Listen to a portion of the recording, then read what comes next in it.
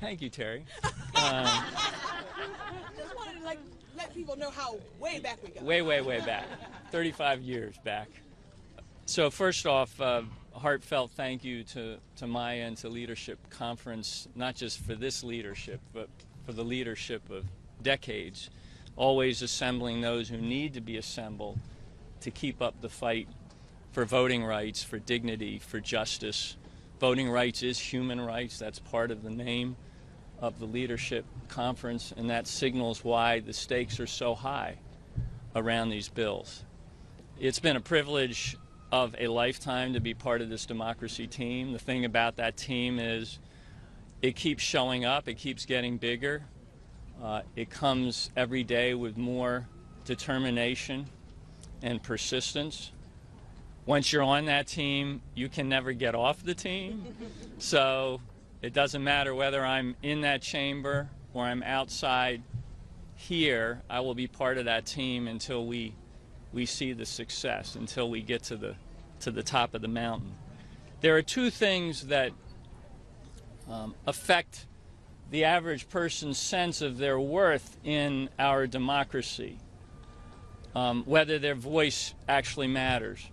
The first is their ability to get to the ballot box. That's the first step in terms of your dignity, your worthwhileness, being able to step into the marketplace of ideas and express yourself.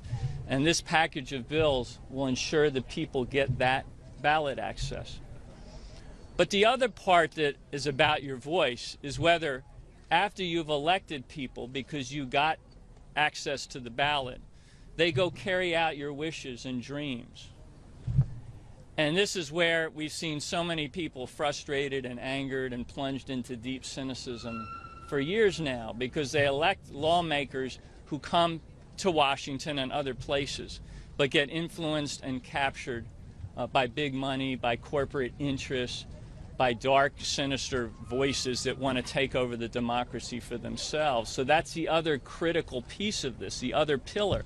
You put these bills together and we have an antidote for that cynicism. That's why so much is at stake, and that's why the people assembled here, the groups that are assembled here, who represent millions of Americans out there who have this dream of restoring their democracy, have come together in a powerful coalition that, as Terry said, will not be denied.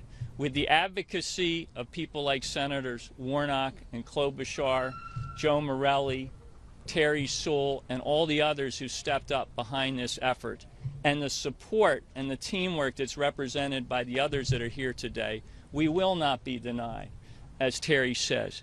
And I'll just leave you with one last metaphor. This team is assembled at base camp because we have a mountain to climb. And what we're waiting for is for a clear day, for the clouds to part, for the winds not to be too blustery, to start that journey up the mountain. We have everything packed. All the gear is packed. That's what's in these bills. Yes. It's been in these bills for 3, 4, 5 Congresses.